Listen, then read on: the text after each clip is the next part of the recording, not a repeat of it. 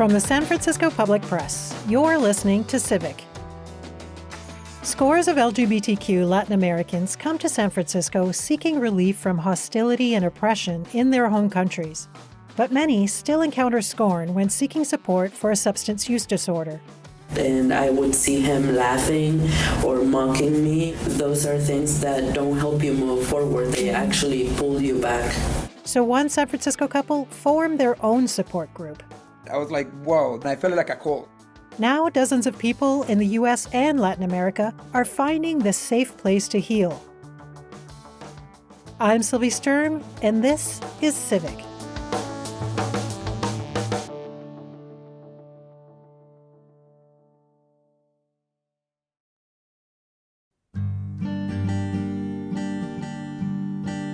Anyone walking through San Francisco Airport would be hard-pressed to miss the homage to Harvey Milk. Dozens of massive photos and historical news clippings celebrating Milk's achievements adorn Terminal 1 and the passageway to the International Terminal. Milk was elected city supervisor in 1977 as the first openly gay official to win office in California. NBC News reported on the joyful reception he received on his first day at City Hall. Milk topped 12 candidates in his district to win election to the board that runs this city and county. There was a celebration on the steps of City Hall when he arrived. The mayor was on the steps of City Hall to meet Harvey Milk. But only 1 year later, Milk's tenure would end horrifically. NBC News again. In the total confusion after the shooting, the president of the Board of Supervisors, Dianne Feinstein, spoke. Both Mayor Moscone and Supervisor Harvey Milk have been shot and killed. Jesus Christ!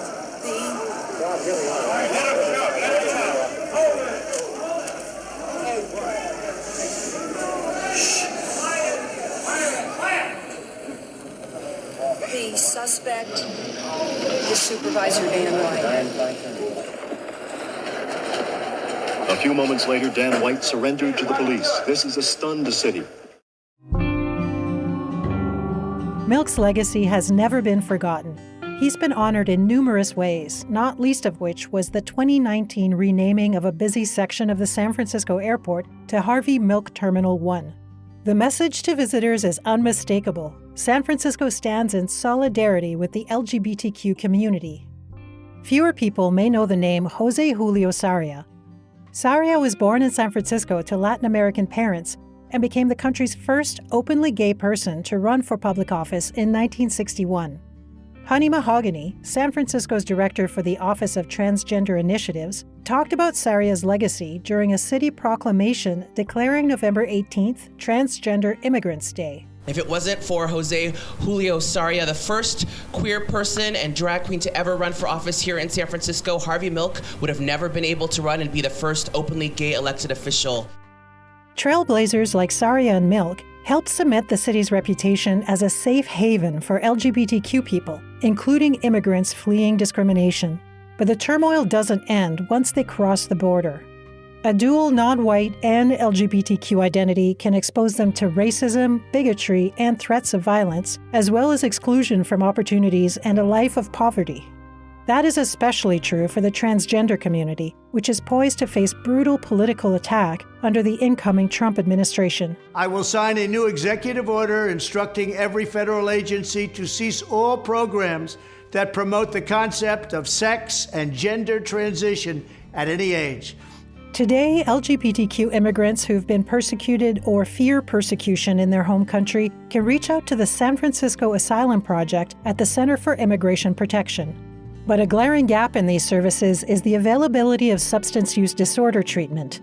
I talked about the lack of recovery treatment options for San Francisco's Spanish speakers in a previous episode of Civic. When you add an LGBTQ status, those options are near zero.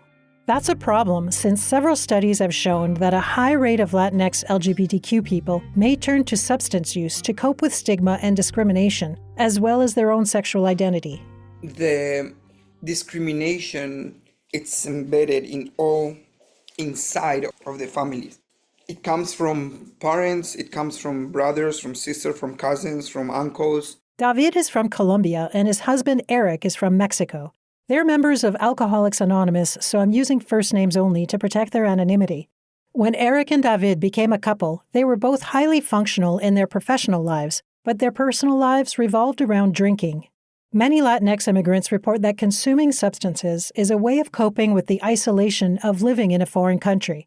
David said that's how Eric felt. When he came to the States, he felt that necessity of drinking more, so he didn't feel alone. And while Eric was clear-eyed about their lifestyle, David lived in denial. I would start drinking on Saturday like at 7 a.m., like with beer or something. And he came to me and he's like, yeah, we alcoholics. And I was like, whoa, I'm not an alcoholic. What are you talking about? And now he tells me today that he's like, dude, I was for him his top of alcoholism. For me, I was never an alcoholic. David took Eric's words to heart, and they both decided to stop drinking. But soon, David found himself spiraling. AA meetings made all the difference. I started getting super crazy on anxiety and depression, and like my emotions and everything was all over the place. And I kept going to this coach or to this therapist, and she's like, you need to go to the meetings. I started going to the meetings, and then I was like, ooh, okay, so maybe I belong here. Thanks to this support, David has been sober for well over a year. But he discovered early on that it's not easy finding a group to safely be open about one's LGBTQ identity. There's no way for the trans community, and maybe even for like general LGBT people, Spanish speaking, to go to a group, because there is no groups in Spanish. And they are in the Spanish, they're in the mission, they're 2 hours, they're filled with straight people. David said that some Latin Americans who moved to San Francisco bring anti-LGBTQ bigotry along with them. It's simply part of the culture. You could be the best, you can have a company, you can have houses and buildings and everything, but it's like, oh yeah, but he's gay. San Francisco offered them a place to be free from that discrimination. One of the biggest differences that I felt when I came to the States, and especially to San Francisco, is that people saw me as David. But Eric soon discovered the discrimination is so ingrained among some Latin Americans that it could seep into daily interactions, even in the Castro, the epicenter of gay life. He used to work there, and the bartender, when he knew he was gay, or he was talking to him, and he's like, Erica, and he's like, hey, dude, I'm not Erica, I'm Eric. And he needed to report him to the manager. In many Latin American households, the Catholic faith is the main driver of stigma, according to David. The first thing that my father told me when I told him that I like guys too, it was like, do you know that that is one of the biggest abominations of the Catholic Church? That was the first thing he told me. Anti-LGBTQ stigma in Latin America has deep roots in colonization, according to Luis Mott, a Brazilian anthropologist. Ancient Latin America was relatively accepting of same-sex relationships.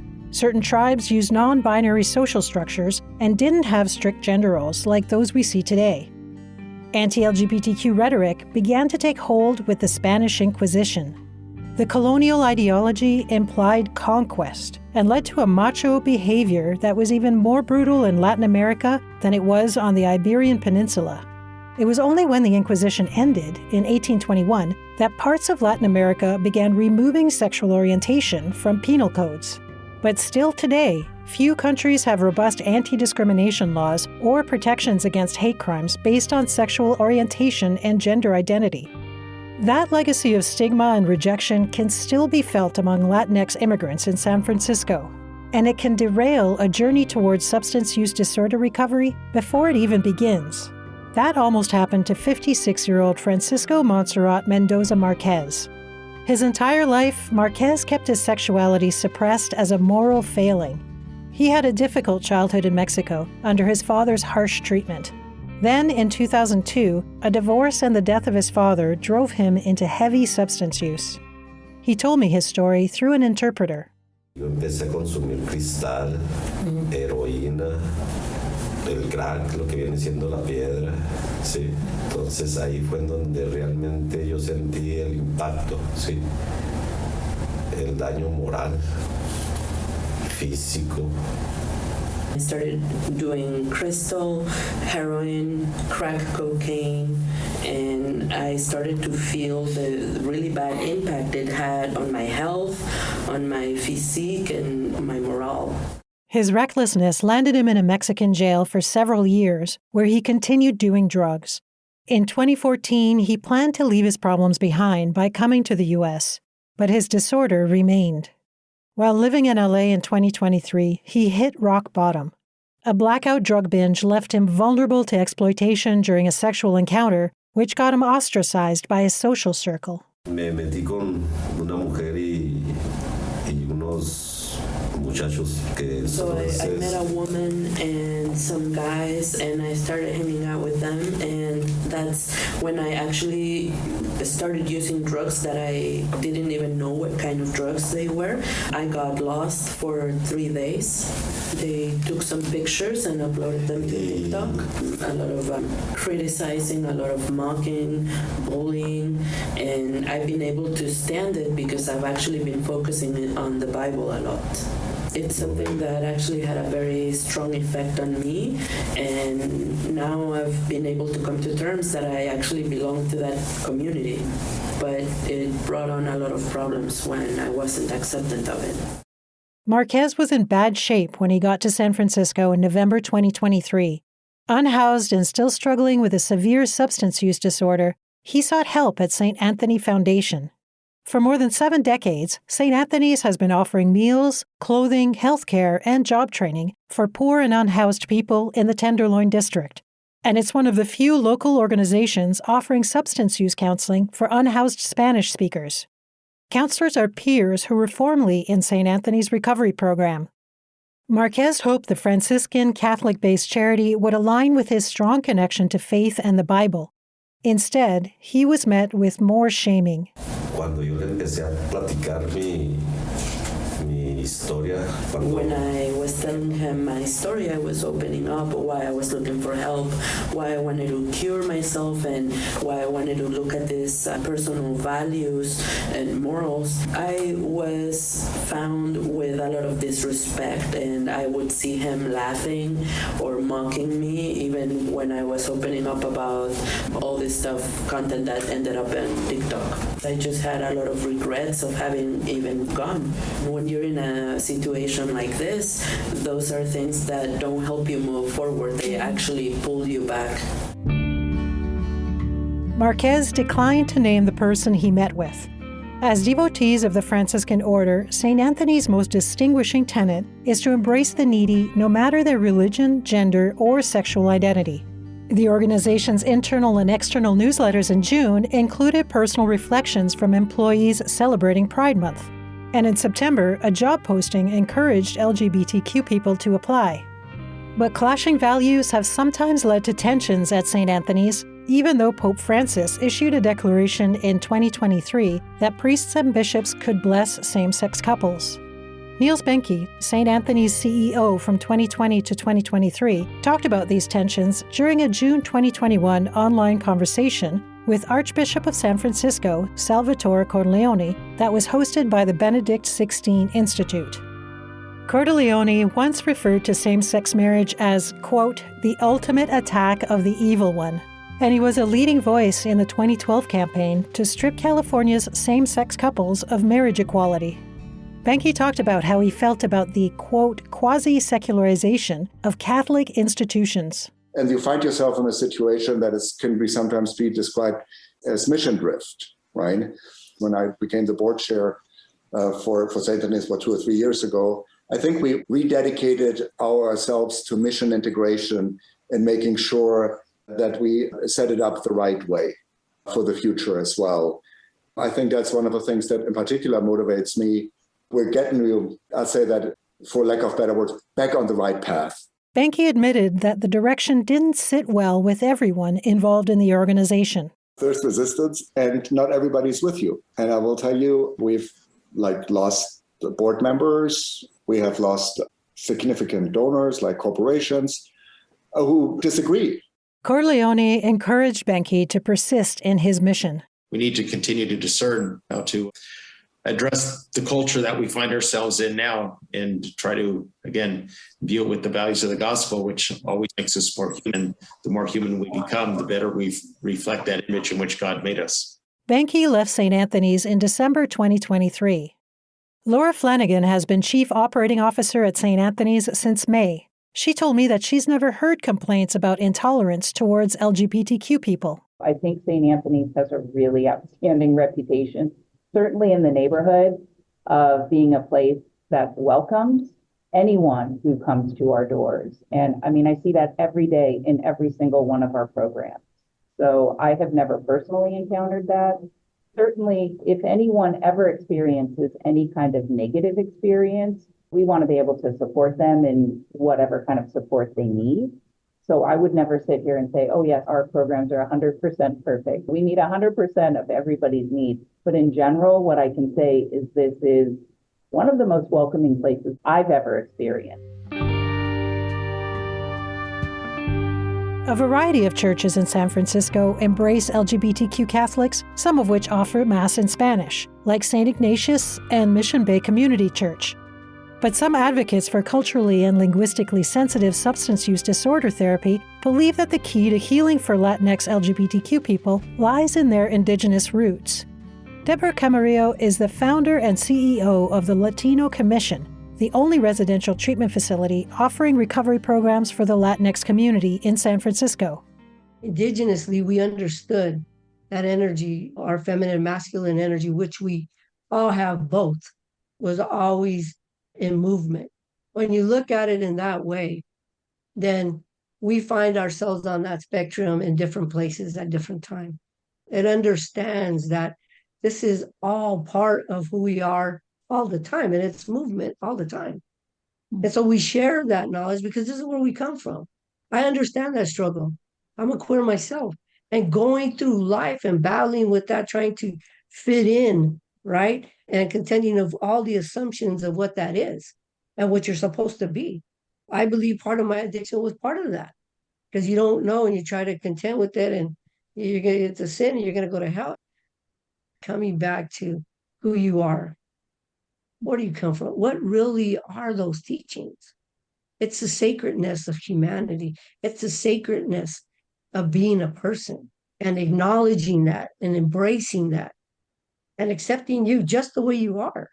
There's nothing that you need to do to become sacred. You are sacred. The essence of you and your spirit, that is sacredness. And so we share that with ours. And I'll tell you, I have been many places, and especially working with young transgenders. They'll come and embrace me and crying with tears. I have never, ever heard that I'm sacred. It is in alignment. It is coming back to who we are. This isn't something we invented. No, we're just reminding ourselves of who we are and where we come from. And that is common within all of the indigenous people. You can go now to Mexico, you'll still see them there. You go to Hawaii, you'll see them. You go to New Zealand, you go to the Asian country, it's there. It's just when the colonizers came in, they imposed their own standard of what they thought was good or not good and tried to destroy our knowledge, but they couldn't. Francisco Marquez eventually found welcoming support for his substance use disorder at San Francisco AIDS Foundation's and Grupo de Apoyo Latino. Through their services, he was able to start his journey into recovery, get housing, and land a job. He's now committed to working through his past trauma. En una ocasión yo decía que el pasado. I always think you should leave your past in the back, but I actually think that it's important to think about the past so that you don't find yourself in those situations again. The San Francisco AIDS Foundation has been the saving grace for an untold number of LGBTQ residents looking for help, like Zafiro, a trans Latina from Guatemala. She asked to use her first name only. Zafiro hadn't yet transitioned in 1992 when she joined her mother and younger sister in San Francisco at the age of 20.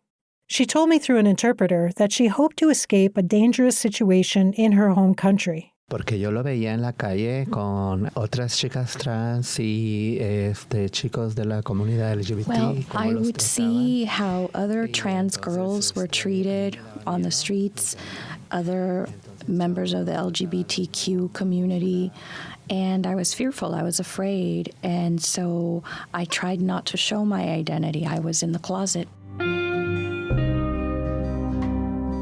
Zafiro had known she was a woman since the age of 10, but when she moved to the U.S., she felt that transitioning wasn't an option. Transphobia was widespread in the 90s. Transgender people faced discrimination in employment, housing, and healthcare. Hate crimes were common and underreported, Public awareness campaigns addressing the violence were virtually non-existent. Despite the grim reality, the 90s saw some progress.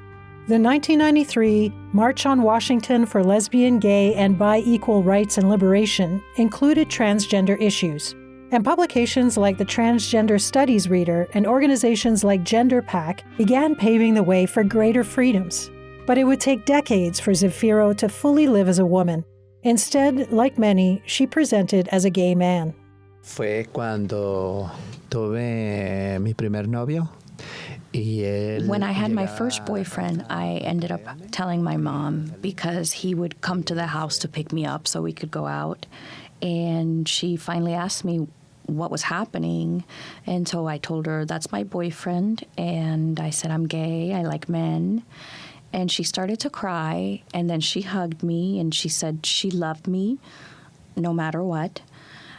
Just that she wanted me to be happy and to be careful.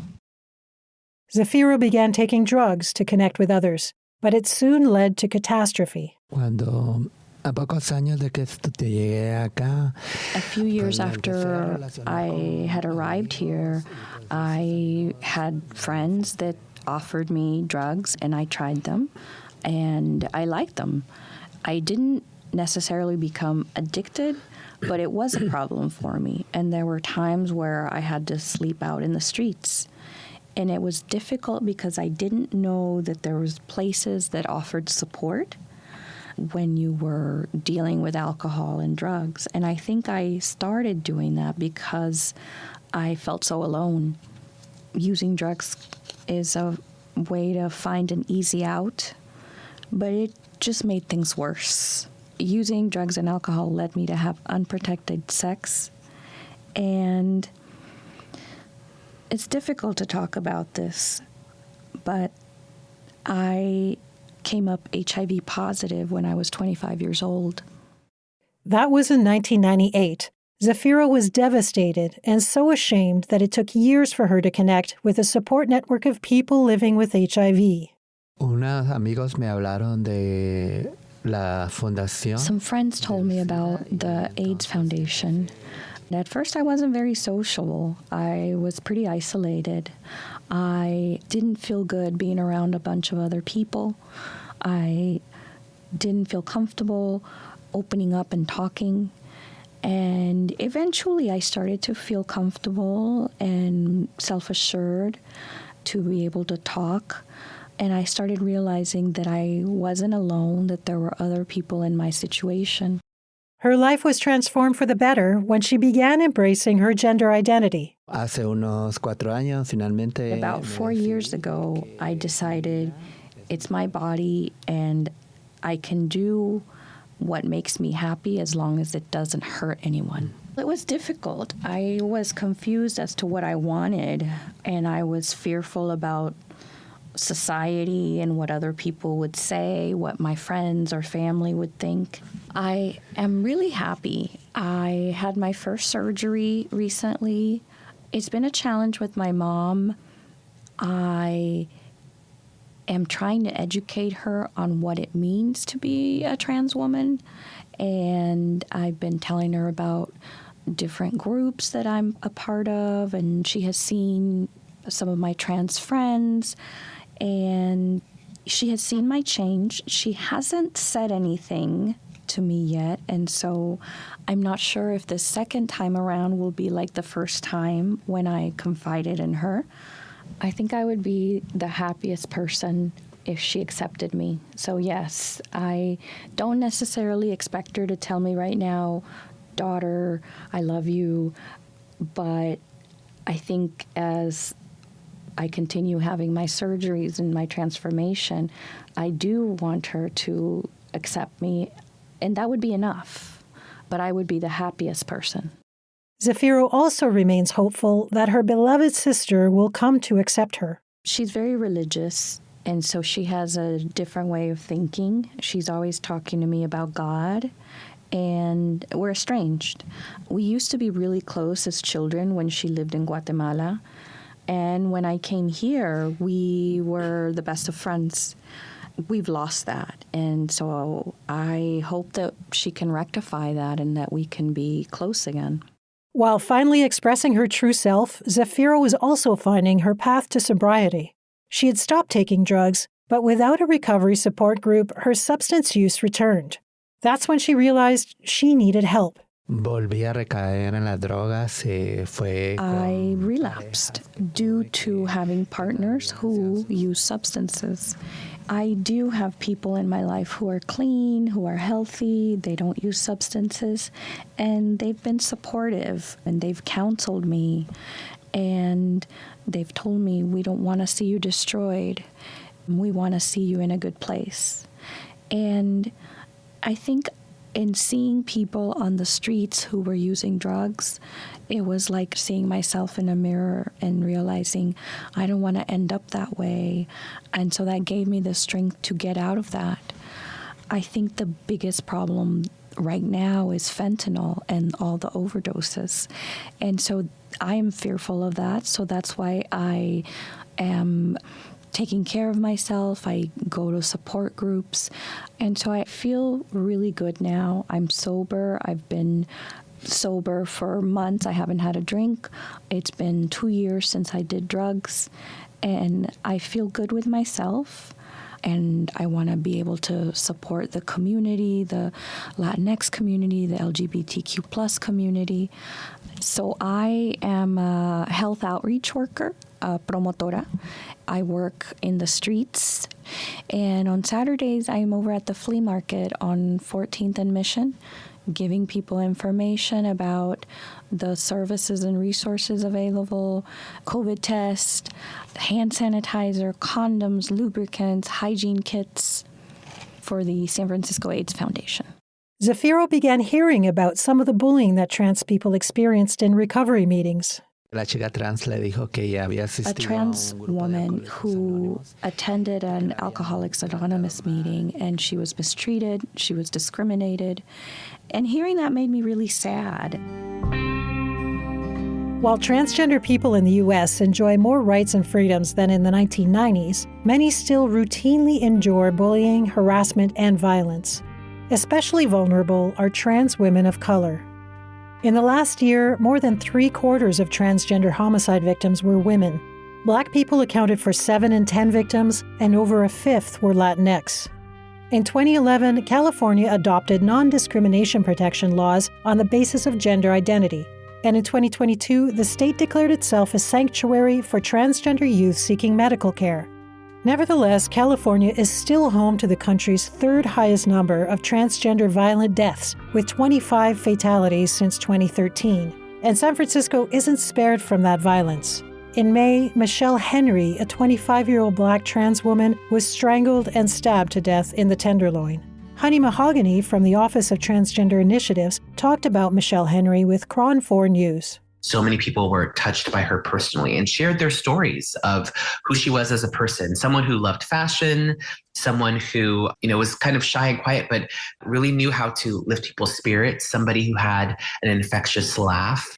Incidents of violence, discrimination, and harassment are expected to get worse with the election of Donald Trump. He has plans that are arguably unconstitutional, like these. My Department of Education will inform states and school districts that if any teacher or school official suggests to a child that they could be trapped in the wrong body, they will be faced with severe consequences, including potential civil rights violations for sex discrimination and the elimination of federal funding. As part of our new credentialing body for teachers, we will promote positive education about the nuclear family, the roles of mothers and fathers, and celebrating rather than erasing the things that make men and women different and unique. I will ask Congress to pass a bill establishing that the only genders recognized by the United States government are male and female, and they are assigned at birth. In states across the country, more than 660 anti-trans bills are now being considered to deny access to basic health care, legal recognition, education, bathrooms, athletics, or the right to openly exist in public schools. More than 45 have passed so far this year alone. And in November, Speaker Mike Johnson announced that transgender women can't use Capitol Hill bathrooms matching their gender identity. The bill specifically targets Representative-elect Sarah McBride of Delaware, the first transgender person to be elected to Congress. The new administration has also vowed to deport millions of immigrants that they consider illegal, even those with protected status under U.S. law. Meanwhile, as efforts to erase transgender people increase, some Democratic Party leaders are shrinking from the fight to defend them and blaming support of trans rights as a reason for Kamala Harris's defeat. But in San Francisco, government and nonprofit initiatives are stepping up efforts to defend immigrant transgender lives. Among them is a nonprofit called the Center for Immigrant Protection. It has helped 127 transgender immigrants attain asylum approvals and provided legal services to more than 5,000 people over nearly 10 years. In June, the San Francisco Board of Supervisors followed California's lead by declaring San Francisco a sanctuary city for transgender people. Mahogany spoke to KTVU about why that was an important decision. We have seen an influx of refugees, not just from other countries, but other states who are coming to San Francisco seeking care and seeking sanctuary. On November 18th, San Francisco's transgender leaders gathered on the steps of City Hall to commemorate the city's third annual Transgender Immigrants Day. Anjali Rimi is president and co-founder of Parivar Bay Area, which works on driving economic justice and LGBTQ inclusion within the South Asian diaspora. Every trans person has to prove ourselves 10 times over in our competency, in our talent to be able to keep a job and keep our housing. That is not fair. And that only gets doubled and tripled when we are trans immigrant. I urge every person who belongs and is an ally to the transgender community to set aside biases and divisions, because now we are the most vulnerable community and we've been polarized, we've been vilified, we've been politicized, we've been patronized, and it is time for us to come together and protect each other. I ask for you to take time to listen to our stories, our journeys, and our lived experiences. What you see today of our resilience and courage to stand up here as trans immigrants didn't happen overnight. It took a lot of hate and violence to overcome to be where we are here today. Mahogany told the crowd that the city was committed to safeguarding transgender people. We are going to Trump-proof this state.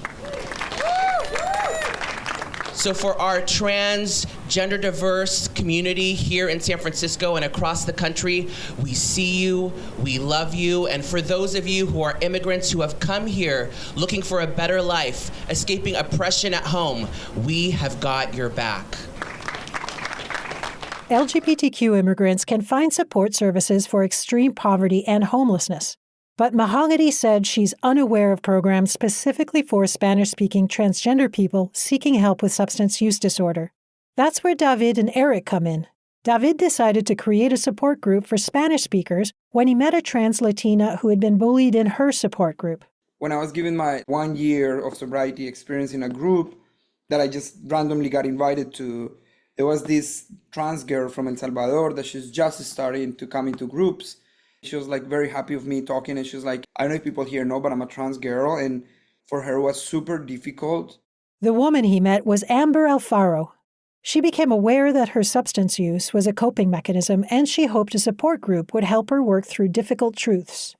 David interpreted her story as we spoke. El involucrar alcohol y drogas tiene que ver mucho. I feel that LGBT people, in order to socialize, there is a lot of alcohol and drugs involved all the time.